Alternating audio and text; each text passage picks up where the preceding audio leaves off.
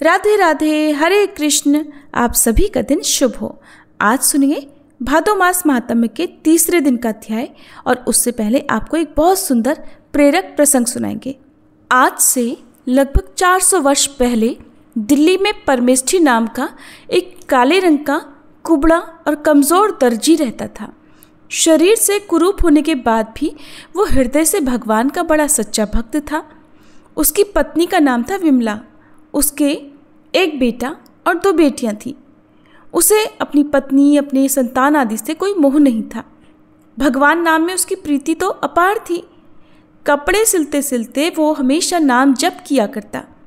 भक्त होने के साथ साथ परमेष्ठी अपने काम में पूरा निपुण भी था। सिलाई के बारीक काम के लिए वह बहुत प्रसिद्ध था। बड़े बड़े अमीर नवाब उसी से अपने वस्त्र सिलवाते थे। बादशाह को भी उसी के सिले हुए वस्त्र पसंद आते।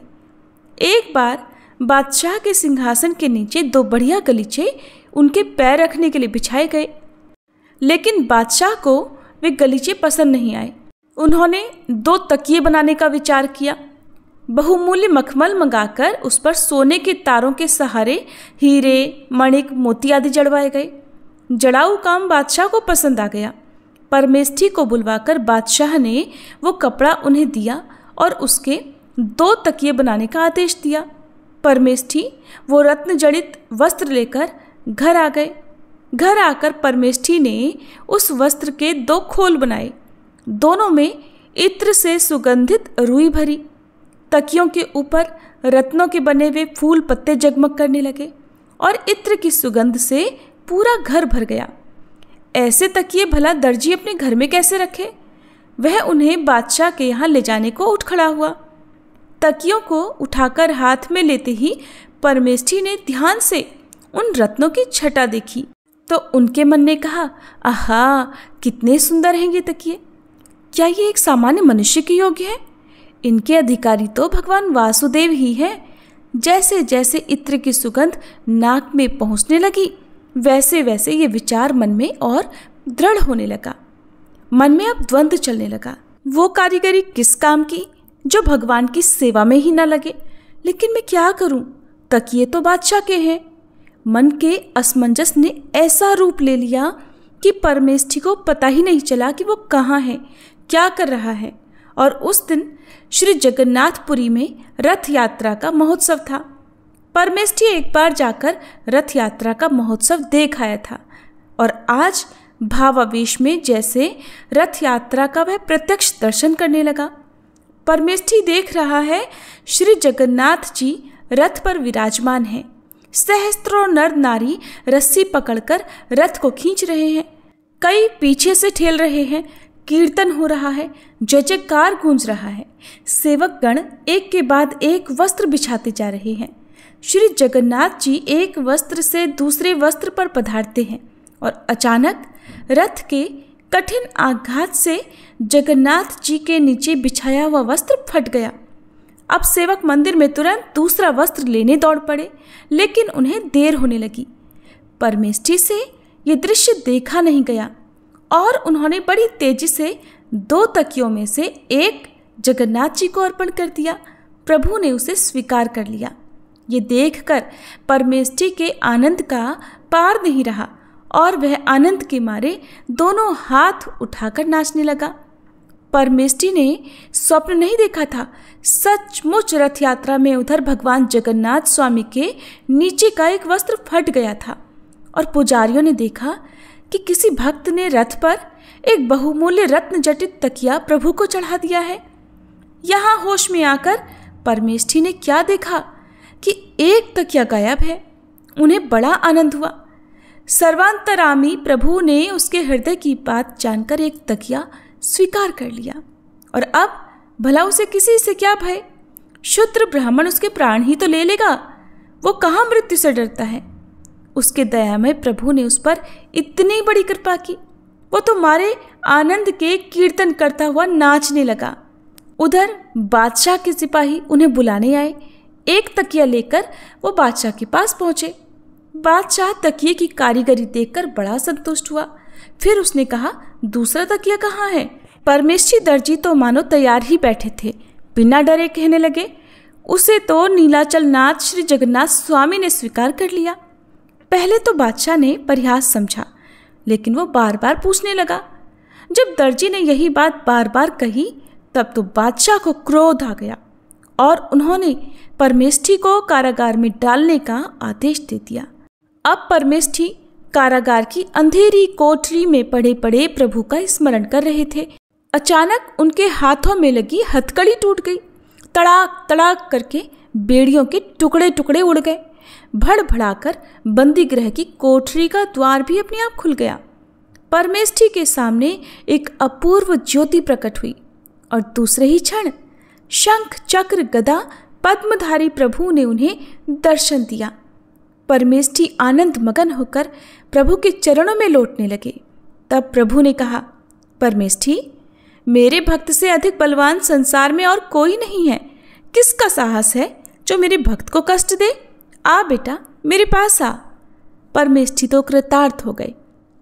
प्रभु ने अपने चरणों पर गिरते हुए उन्हें उठाया, उनके मस्तक पर अपना अभय कर रखा और उन्हें मुक्त करके वे वहीं अंतर्ध्यान हो गए। उधर बादशाह ने स्वप्न में एक बड़ा भयंकर पुरुष देखा, जैसे साक्षात महाकाल अपना कठोर दंड उठाकर उसे पीट रहे हों और गर्जन करके कह रहे हों, तू परमेष्ठी को कैद करेगा? तू? बादशाह मारे डर के चीख गया और जाग गया। वो थरथर कांप रहा था और उसका अंग अंग दर्द कर रहा था, मानो रात भर किसी ने उसके ऊपर कोड़े बरसाए हों। शरीर पर प्रहार के भी स्पष्ट चिन्ह थे। सवेरा होते ही उसने मंत्रियों से अपने स्वप्न की बात कही। फिर सबको लेकर वो कैद खाने गया। वहां जाकर उसने क्या देखा?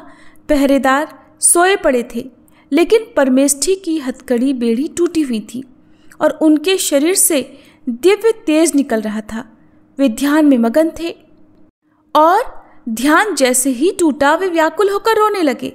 बादशाह को ये देखकर बड़ा आश्चर्य हुआ और उसने परमेष्ठी से हाथ जोड़कर क्षमा मांगी। तरह तरह के वस्त्राभरणों से सुसज्जित करके हाथी पर बिठाकर गाजे बाजे के साथ उन्हें शहर लाया।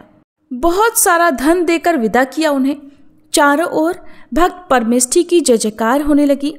परमेष्ठी को लेकिन ये मान प्रतिष्ठा बिल्कुल भी अच्छी नहीं लगी। प्रतिष्ठा से बचने के लिए वह दिल्ली छोड़कर किसी दूसरी जगह चले गए और वहीं रहकर उन्होंने अपना पूरा जीवन भगवान के भजन पूजन में व्यतीत कर दिया। सभी बोलिए, भक्त दर्जी परमेष्ठी जी की जय। श्री बांके बिहारी लाल की जय। अब सुनिए आज का अध्याय। श्री ब्रह्मा जी कहते हैं, प्राचीन सत्युग की बात है। इंद्रद्युम्न नाम से विख्यात एक राजा थे जो इंद्र के समान ही पराक्रमी थे। वे सत्यवादी, पवित्र, दक्ष, उपभोग में समर्थ, दानी, प्रियवचन बोलने वाले और विष्णु भक्त थे। इस प्रकार वे सर्वगुण संपन्न राजा इंद्रद्युम्न समूची पृथ्वी का पालन करते थे। एक समय उनके मन में भगवान श्री हरि की पूजा अर्चना करने का विचार प्रकट हुआ। अब वे सोचने लगे कि मैं किस क्षेत्र में, किस तीर्थ में, किस नदी के तट पर या फिर किस आश्रम में देवाधिदेव भगवान जनार्दन की आराधना करूं। इसी चिंता में पड़कर उन्होंने मन ही मन पूरी पृथ्वी की ओर नजर घुमाई। समस्त तीर्थों, क्षेत्रों, नगरों की ओर देखा, लेकिन सभी को छोड़कर वे विश्वविख्यात मोक्षदायक पुरुषोत्तम क्षेत्र में गए। वहां उन्होंने बहुत ऊंचा मंदिर बनवाकर उसमें बलराम, श्री कृष्ण और सुभद्रा जी की स्थापना की तथा विधि पूर्वक स्नान, दान, तप, होम और देव दर्शन रूप पंच तीर्थों का अनुष्ठान करके प्रतिदिन भक्ति पूर्वक श्री पुरुषोत्तम भगवान की आराधना की और उन्हीं की कृपा से मोक्ष प्राप्त किया। मुनियों ने पूछा, हे सुरश्रेष्ठ, राजा इंद्रद्युम्न मुक्तिदायक पुरुषोत्तम क्षेत्र में किस ले गए और वहां जाकर उन्होंने वह त्रिभुवन विख्यात प्रासाद किस प्रकार बनवाया? प्रजापति, उन्होंने भगवान श्री कृष्ण, बलराम जी और सुभद्रा जी की स्थापना कैसे की? ये सब बातें विस्तार पूर्वक बताने की कृपा करें। तब श्री ब्रह्मा जी कहने लगे, हे ब्राह्मणों, तुम लोग जो प्राचीन वृतांत पूछ रहे हो वह सब पापों को दूर करने वाला, पवित्र, भोग और मोक्ष देने वाला तथा अत्यंत शुभ है। इस प्रश्न के लिए मैं तुम्हें धन्यवाद देता हूँ। तुम जितेंद्रिय और विशुद्ध चित्त होकर सुनो। मैं सतयुग के राजा इंद्रद्युम्न का चरित्र बतलाता हूँ। इस पृथ्वी पर मालवा में अवंती यानी उज्जैन नाम की नगरी विख्यात है। वही राजा इंद्रद्युम्न की राजधानी थी। अवंती इस पृथ्वी के मुकुट के समान थी। वहां हष्ट पुष्ट मनुष्य भरे हुए थे। उसकी चार दीवारी और दरवाजे बहुत मजबूत बने हुए थे। दरवाजों पर मजबूत किवाड़ और सुदृढ़ यंत्र लगे हुए थे। नगर के चारों ओर अनेकों खाइयां बनी हुई थी। नगर में बहुत से व्यापारी बसते थे। नाना प्रकार के बर्तनों की अच्छी बिक्री होती थी। रथ चलने लायक सड़कें और बाजार सुंदर थे। चौराहों से चारों ओर जाने के लिए मार्गों का अच्छी तरह से बंटवारा हुआ था। अनेकों घर और गोपुर बने हुए थे। बहुत सी गलियां उस नगर की शोभा बढ़ाती थीं। राजहंसों के समान श्वेत और मनोहर महल लाखों की संख्या में बने हुए थे, जो उस पुरी की शोभा को और भी बढ़ा रहे थे। अनेकों यज्ञ संबंधी उत्सवों के कारण उस नगर में हमेशा आनंद छाया रहता था। गाने और बजाने की ध्वनि गूंजती रहती थी। तरह तरह की ध्वजा और पताकाओं से वह पुरी सुशोभित थी। हाथी, घोड़े, रथ और पैदलों की सेना चारों ओर व्याप्त थी। अनेक प्रकार के सैनिक वहां भरे थे। अनेकों जनपदों के लोग वहां पर बसे हुए थे। ब्राह्मण, क्षत्रिय, वैश्य, शूद्र तथा विद्वान पुरुषों से वह नगरी सुशोभित थी। वहां मलिन, मूर्ख, निर्धन, रोगी, अंगहीन और जुआरी मनुष्यों का अभाव था। वहां के स्त्री पुरुष सदा प्रसन्न रहा करते थे। वे सभी रत्नों के दाता और सब प्रकार की संपत्तियों को भोगने वाले थे। अवंतीपुरी में त्रिनेत्रधारी त्रिपुर शत्रु भगवान शिव महाकाल नाम से प्रसिद्ध होकर रहते हैं। वे समस्त कामनाओं के पूर्ण करने वाले हैं। वहां एक शिव कुंड है जो सब पापों का नाश करने वाला है। उसमें विधि पूर्वक स्नान करके देवताओं, ऋषियों और पितरों का तर्पण करे। फिर शिवालय में जाकर भगवान शिव की 3 बार परिक्रमा करे। इसके बाद स्नान, पुष्प, गंध, धूप और दीप आदि के द्वारा भक्ति पूर्वक महाकाल का विधिवत पूजन करे। ऐसा करने वाला मनुष्य 1000 अश्वमेध यज्ञों का फल प्राप्त करता है। वह सभी पापों से मुक्त होकर समस्त कामनाओं को पूर्ण करने वाले विमानों द्वारा भगवान शिव के परम धाम में जाता है। अवंती में शिप्रा नाम से प्रसिद्ध पवित्र नदी भी है। उसमें विधि पूर्वक स्नान करके देवताओं और पितरों का तर्पण करने से मनुष्य सभी पापों से मुक्त हो जाता है और श्रेष्ठ विमान पर विराजमान होकर स्वर्गलोक में नाना प्रकार के भोग भोगता है। वहीं देवाधिदेव भगवान जनार्दन भी निवास करते हैं, जो गोविंद स्वामी के नाम से प्रसिद्ध हैं। वे भोग और मोक्ष प्रदान करने वाले हैं। उनका दर्शन करके मनुष्य अपनी 21 पीढ़ियों सहित मुक्त हो जाता है। उनके सिवा वहीं विक्रम स्वामी नाम से भगवान विष्णु का भी निवास है।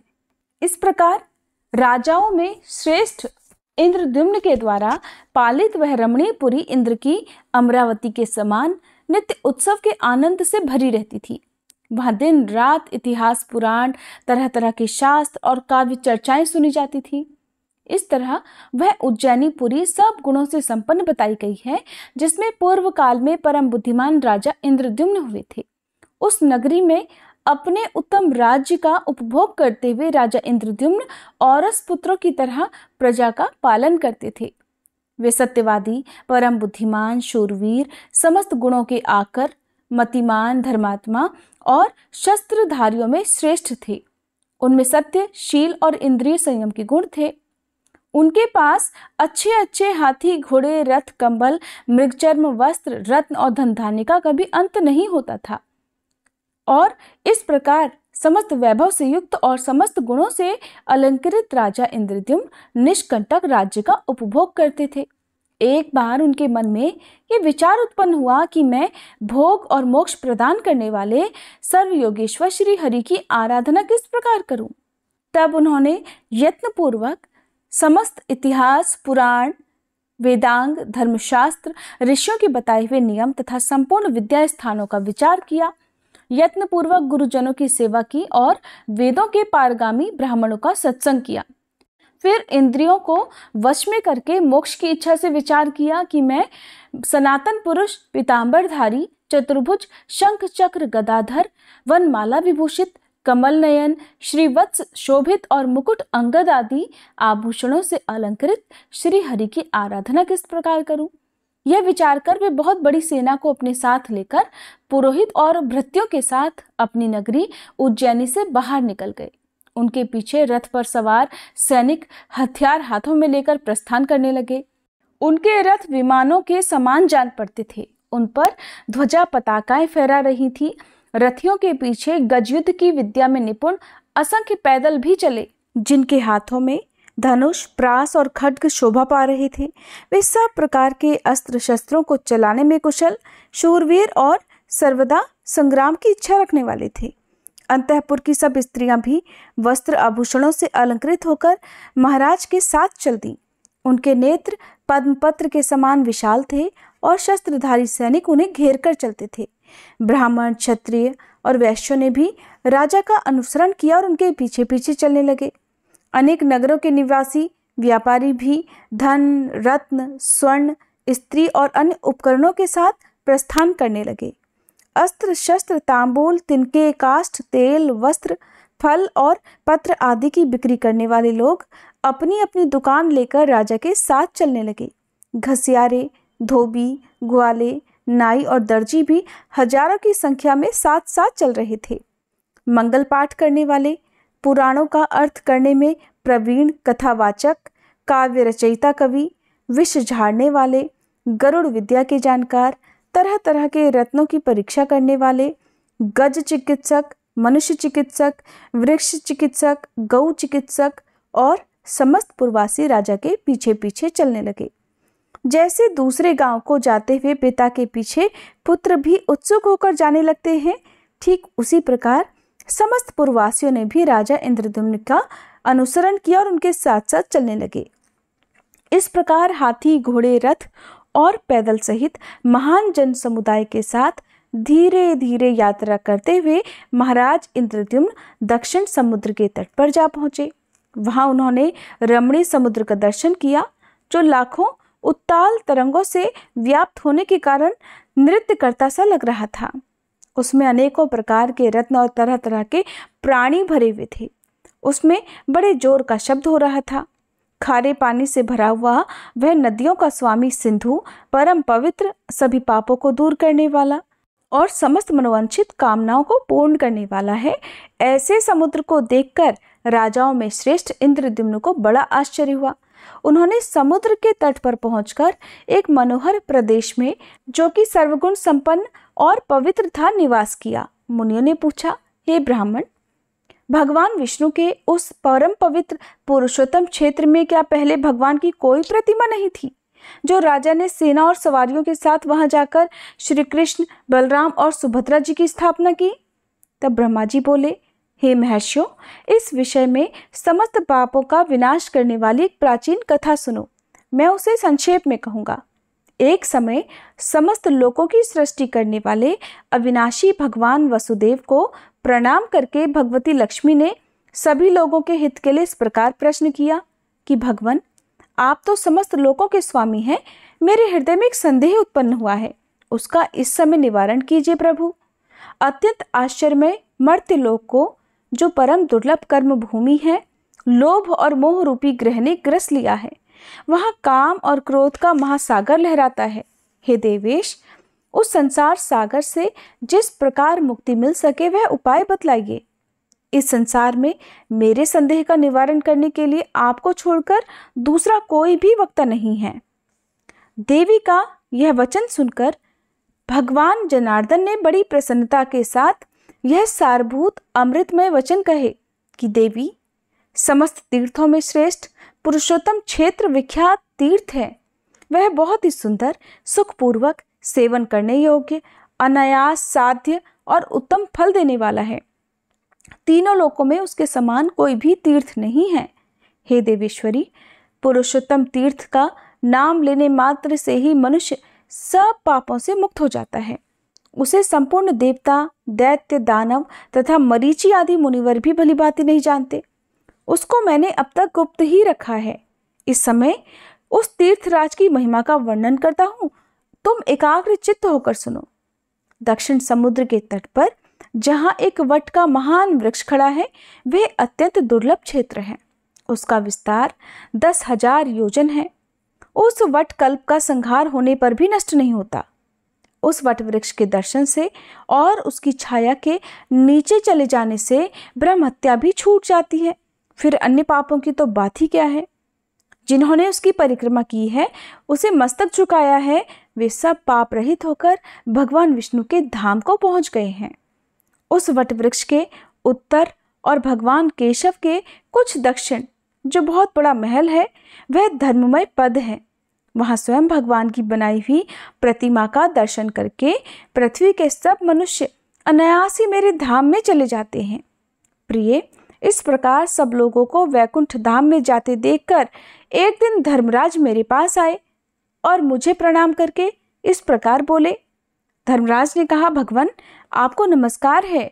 देव, आप संपूर्ण लोकों के स्वामी और समस्त विश्व के पालक हैं, आपको नमस्कार है। आप क्षीर सागर के निवासी और शेषनाग के शरीर की शैया पर शयन करने वाले हैं। आप सबसे श्रेष्ठ, वरेण्य और वरदाता है प्रभु। सबके कर्ता होते हुए भी स्वयं अकृत हैं। आपको किसी दूसरे ने नहीं बनाया है। आप प्रभु शक्ति से संपन्न, संपूर्ण विश्व के ईश्वर, अजन्मा, सर्वव्यापी, सर्वज्ञ तथा किसी से परास्त नहीं होने वाले हैं। जानने योग्य, पुराण पुरुष, वक्ता वक्त स्वरूप सनातन परमेश्वर, कार्य कारण के उत्पादक, लोकनाथ और जगतगुरु हैं।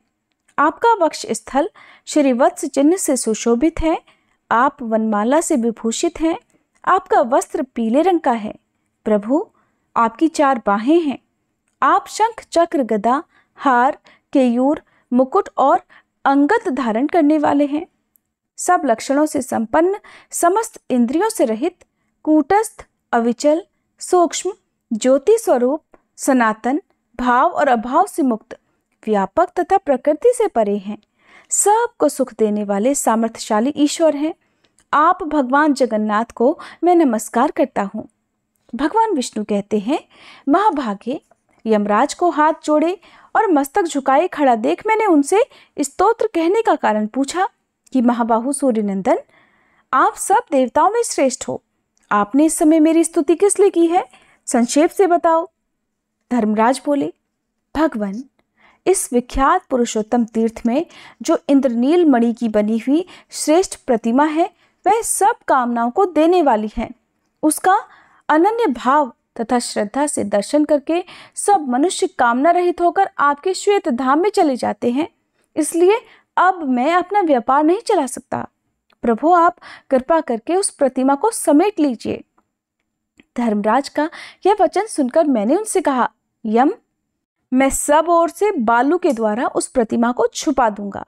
और इसके बाद वह प्रतिमा छिपा दी गई। अब उसे मनुष्य देख ही नहीं पाते थे। उसे छुपा देने के बाद मैंने यमराज जी को दक्षिण दिशा में भेज दिया। ब्रह्मा जी कहते हैं, पुरुषोत्तम तीर्थ में इंद्रनीलमयी प्रतिमा के लुप्त हो जाने पर आगे चलकर जो जो बातें हुई, उन सब को भगवान विष्णु ने श्री लक्ष्मी जी से विस्तार पूर्वक कह सुनाया। और इसका वृतांत प्रिय श्रोताओं, आप सभी कल के अध्याय में जरूर सुनिएगा। अगर आपने कथा को अंत तक सुना हो तो वीडियो को लाइक करके कमेंट बॉक्स में हरे कृष्ण जरूर लिखिएगा।